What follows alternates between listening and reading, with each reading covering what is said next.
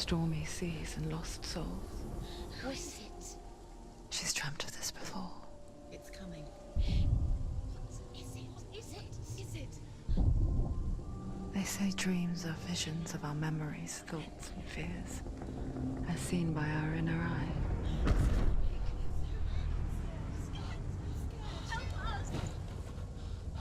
But what if each one of us is always dreaming, even when awake? And we only see what our inner eye creates for us. Is this what hell is? A world shaped by Senua's nightmares. Maybe that's why people fear seeing the world through her eyes. Yes, she's scared.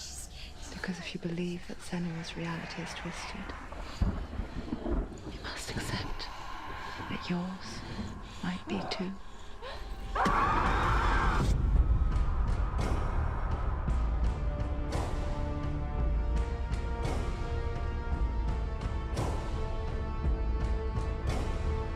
Hellblade Senua's Sacrifice is a video game about Senua, a Celtic warrior on a vision quest into Viking territory. But what sets our hero Senua apart is that she suffers from severe psychotic mental illness. He knows she's getting closer. He can feel her coming closer. She's getting closer. The original idea for Hellblade was to create a classic hero's journey, a journey of suffering, but one where the fantasy world is not another planet or alternate universe, but a world that is constructed in Senua's mind. But to do so would mean putting psychotic mental illness at the center of the experience, a subject that is still considered taboo, and a challenge that was both terrifying and exciting in equal measure. In Hellblade, the starting point was a newly discovered Celtic goddess called Senua in Ashwell, Hertfordshire. When first discovered, her name was thought to be Senua, a name which I liked and kept. I wondered if Senua might have been a Celtic warrior like Boudica who stood up to the Romans. While the Romans had conquered all of Europe, there was a group of Celts up in the furthest reaches of the Roman Empire that could not be conquered, the Picts. And so the Romans built a wall, called Hadrian's Wall, that spans across Britain from sea to sea to keep the Pictish barbarians at bay. The Picts were known for their war paint, painted on with woad, and their matted hair clumped with lime. And so Senua would be a barbarian Pict in this image. What's your name? Senua. I haven't seen you before. I don't live home much. Oh, Zeno's daughter. I have to go. Wait. Orkney is off the coast of Scotland and was inhabited by the Picts, steeped in history and mystery, and so I made Orkney Senua's home and set the stage for a crisis. In the late 8th century, the first Vikings landed on the Orkney Islands. The population of the Picts crashed thereafter, replaced by the Norsemen of the 9th century. Were they wiped out? We don't know for sure, but it would seem likely given the reputation of the Vikings. The Northmen's brutality is legendary. High-ranking leaders and chieftains of the tribes they conquered were often offered as sacrifice to their gods. The most brutal of these sacrifices was known as the Blood Eagle. I imagine Senua as a young female warrior who returns home from exile to find her partner, Dillion, brutally sacrificed to a Norse god by these hellish warriors from a faraway land. I imagine the horror of this moment and how it would have dragged her deep into mental torment.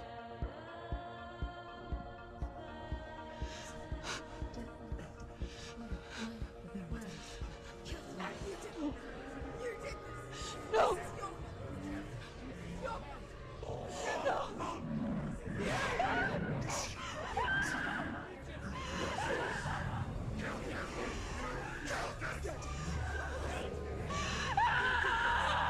I came to learn that the Celts had a sophisticated and nuanced perspective on the nature of mental disorder. One term they used was Gelt.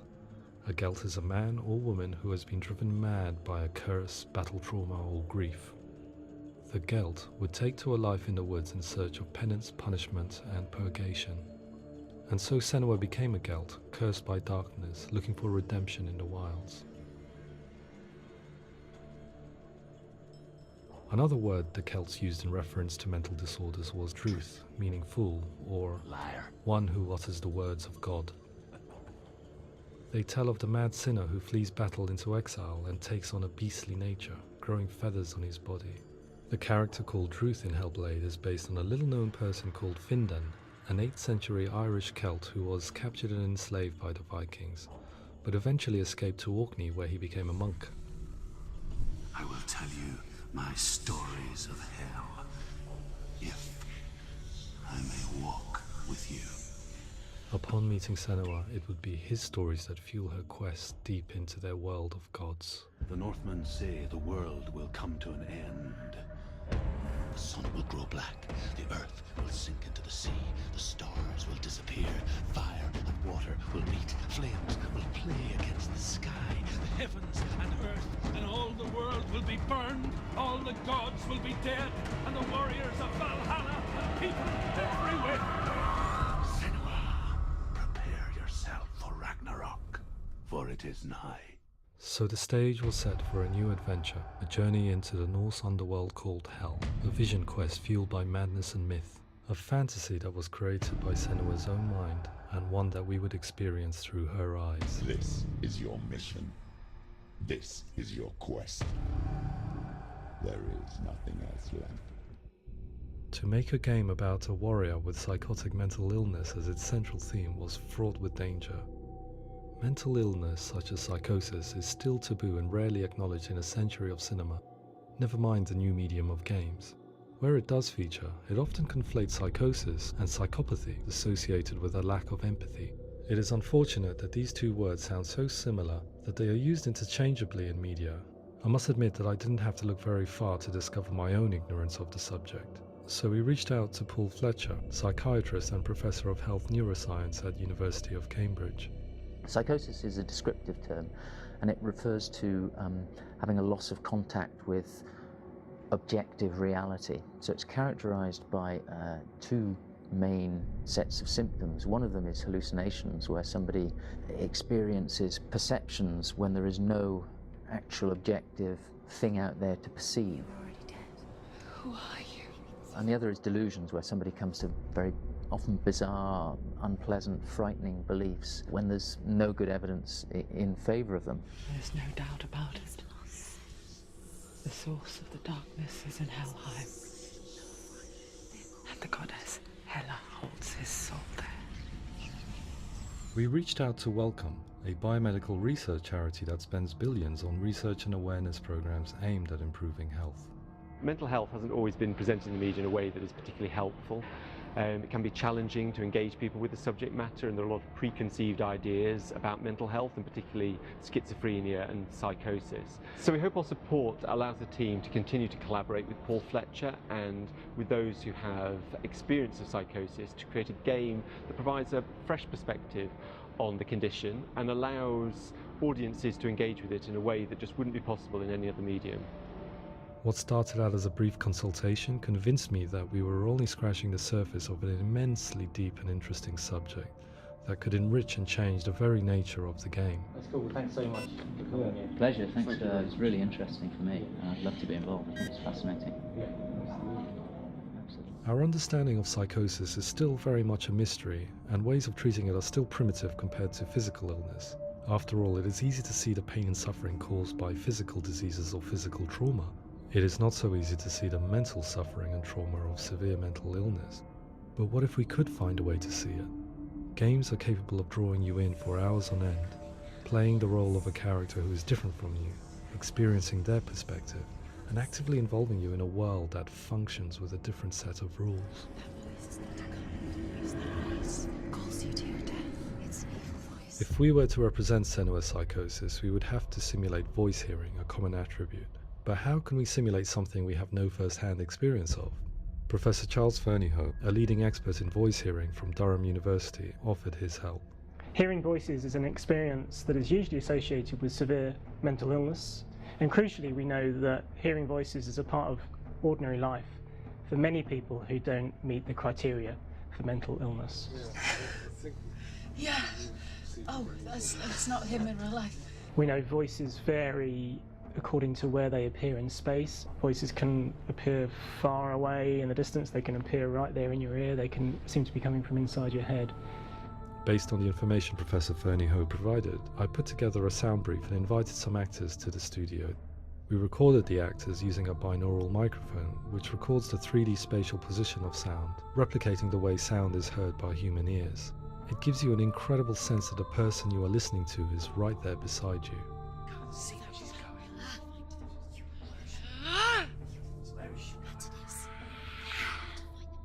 Rachel Waddingham from the Voice Collective came to our studio with 2 young voice hearers to speak to our team. We talked at length about their experiences and they listened to our tests, giving us feedback on how we could improve on it. Everyone hates her.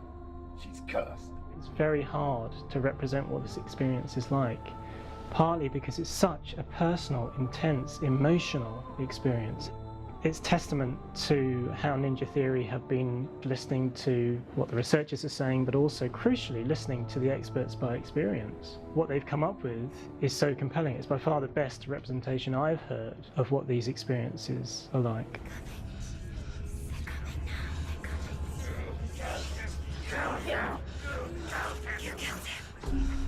Other common attributes of psychosis are visions and flashbacks.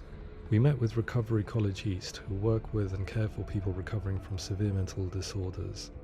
A group of service users gave us their first-hand account of what they experience. Sometimes when the visions or what we're seeing is too much, we become small until eventually we perhaps don't see anything. The people we spoke to, the stories they told, were fascinating, harrowing and mind-boggling. The reality of what people experienced was vivid, far exceeding what I could possibly have imagined. We went away itching to represent some of these visions and flashbacks in the game. As we all know, my heart is so, love is so far away. Don't you know how I wanna feel deeper? I could never know how you grow, all these days are killing me. Now I see deep in me insanity does unfold. I just wanna feel deeper, deeper. I just wanna feel deeper, deeper.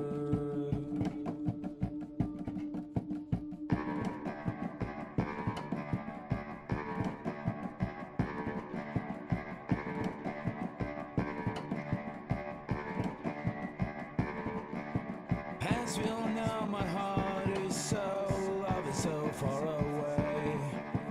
Don't you know how I wanna feel deeper? I could never know how you grow, all these days are killing me. Feel like this, read like this, I just wanna live, that's all. I just wanna feel deeper, deeper. I just wanna feel deeper, deeper.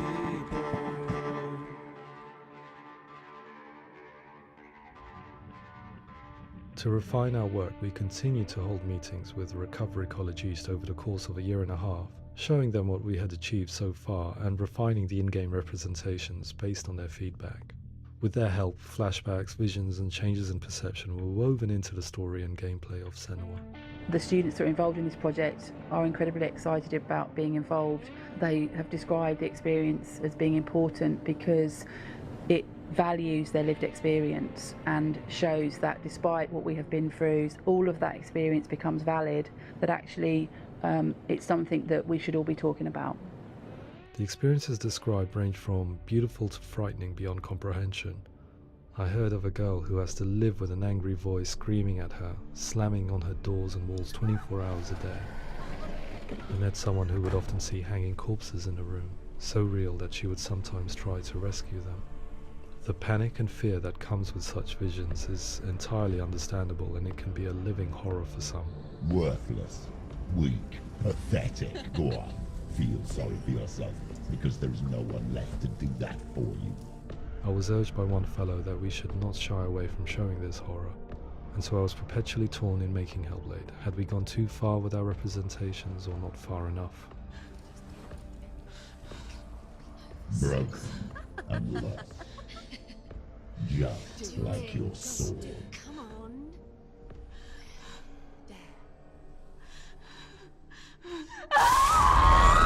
In some ways, voice hearing and visions were the low-hanging fruit, so to speak. There's another aspect of psychosis that is much harder to explain, but one that I think video games are uniquely able to represent, which are often called delusions. People begin to see patterns in the world. They begin to link things that most people wouldn't link. Most of the things that we might think would be coincidence or, not worth commenting on. Nevertheless, that might have a particular salience or importance for them. One individual described how everyday words, sounds, colours and objects were steeped in meaning to him, forming a strange and sinister puzzle that he was determined to solve but could not quite get to the bottom of. It's not just brain dysfunction. It's not like the system shut down. It's actually an incredibly creative process. The person creates a world populated with voices and phantasms and terrors, and they're completely immersed in it. They believe in it. We often invite people into the studio to play the game. In one of our playtests, they played through much of the game, making associations between runes, secret messages, and the threat of darkness that stalked them. There are many things that happen in the world of Hellblade that make perfect sense within the context of Senua's mind. The dark rot that's killing her slowly from within, the secret runes of the gods that block her path to Helheim, and strange associations that exist in the game to confuse you. To complete Senua's quest, you have to internalize and accept the logic and meaning behind these things to progress. Afterwards, they said that they didn't see much evidence of mental illness in the game. People with delusions of all sorts would argue the same thing, that they are not aware of their experience being abnormal in any way. I need this sword. It's important.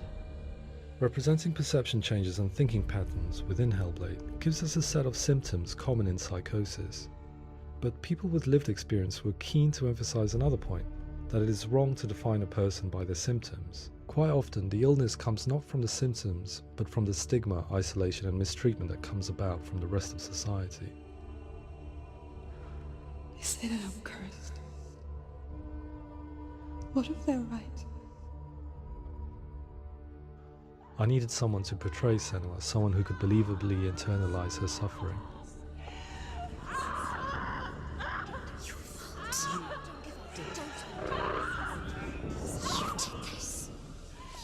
Melina Jurgens, our video editor, had been a stand-in for Senua over a few months while we perfected our motion capture techniques. Without realizing it, she had already auditioned for the role, and I knew her well enough to know that I didn't have to teach her to act, but to relive her own internal pain. As often is the case, those who have suffered mental anguish are never far from us.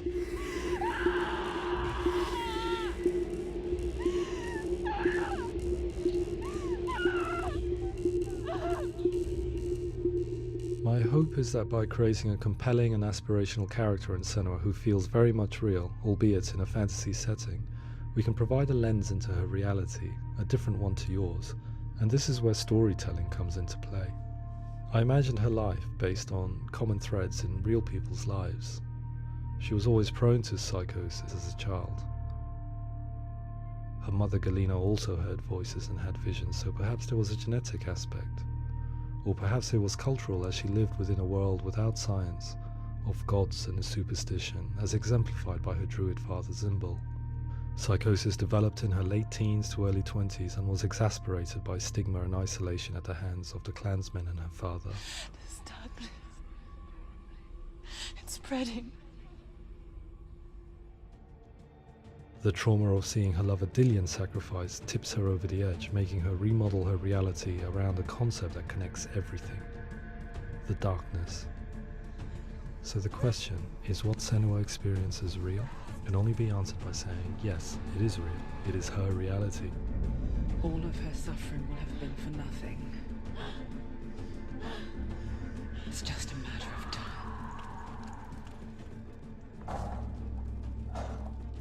Towards the end of the project, service users and professionals that had collaborated with us were invited to see the near-final game. It was a chance to see if the game had reflected their views or if it had misrepresented them. For me, being involved in especially developing Senua's character has been really important, and being able to bring in my perspective and what I see and what I hear and having that built into the game has been a real privilege. It's gritty and it's meaty, and there are some tough subjects in there that are being tackled with honesty.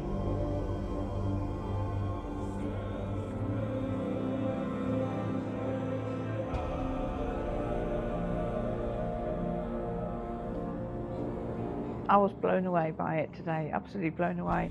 It was just fantastic to get the opportunity to use our lived experience in a very creative way.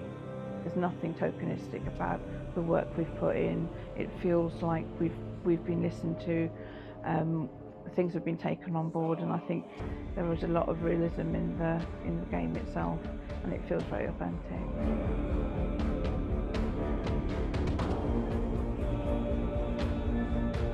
Hellblade will give people a good experience of what it's like to hear voices and have those experiences. I'm glad that the guys at Ninja Theory kind of asked us to come along and help them build an experience that's positive when it comes out, and get myself a copy and have a go.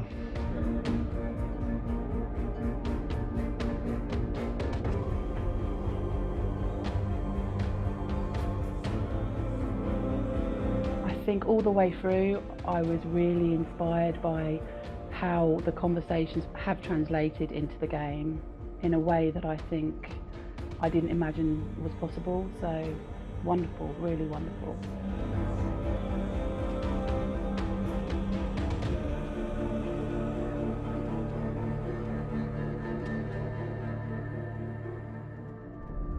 I really hope that others will follow the lead they've set and use the power of something like a video game to change people's perceptions, to increase understanding, and ultimately to make some of the stigma around voice hearing and other experiences go away.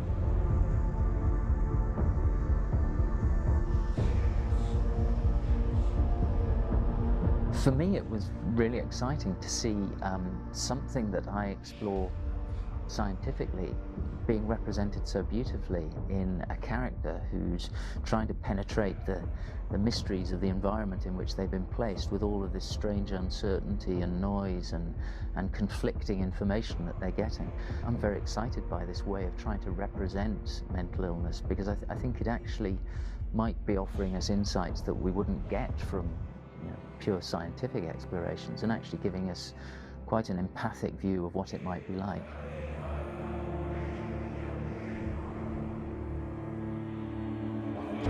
Mental illness has been with us for as long as we have been on this planet, but why?